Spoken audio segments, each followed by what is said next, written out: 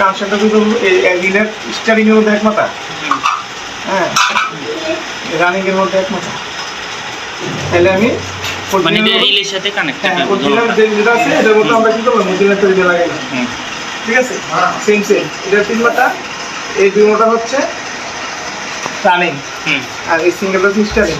তাহলে এইটার এই 2 মাথা রানিং, সিঙ্গেল হচ্ছে স্টারিং, সেম অরিজিনাল জিনিসটা নিচ্ছে, হ্যাঁ কোনো এক্সট্রা কোনো কেবল কাটা লাগছে না, এই জন্য জিনিসটা কিটা মিলে গেছে। আর ওভারলোডের কানেকশন হলো সরাসরি ফাংশনের ভিতরে গেছে, ঠিক আছে।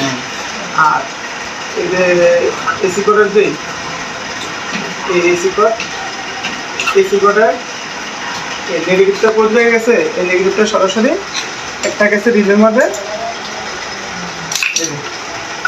একটা গেল রিলের মধ্যে,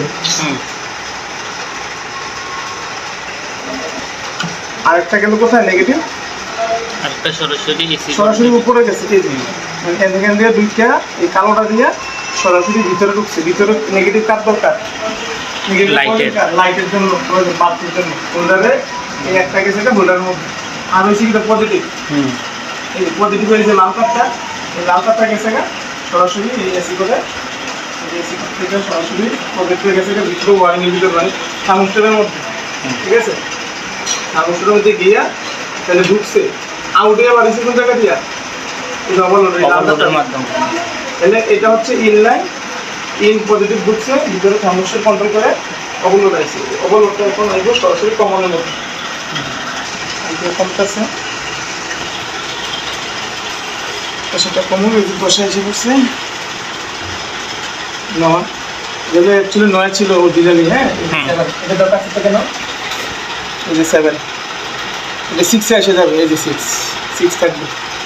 তাহলে এই ক্যাপাসিটারটা অনেকটাই কাজ, অ্যাম্পিয়ারটা কী করছে কমাই দিছে, কমাই দেওয়া মানে স্পিড বাড়ায় দেওয়া কম্প্রেসারের, হ্যাঁ। আর তাহলে স্পিড বাড়া মানে রানিং বেড়ে গেছে, আর অ্যাম্পিয়ার কম মানে কম্প্রেসারে যে হাই অ্যাম্পিয়ারটা করলে তাহলে জিনিসটা কিন্তু ঠান্ডা হইতেছে, মানে অতিরিক্ত গরম হবে না, কম্প্রেসারটা একটা লিমিটেশনের ভিতরে হিট হবে, ঠিক আছে। তাহলে এই ক্যাপাসিটারটা অনেক কাজ, হ্যাঁ এই একটা ক্যাপাসিটারের কাজ, ঠিক আছে। তাহলে এটার কাছে আগে ছিল 9, এখন আছে 0.6।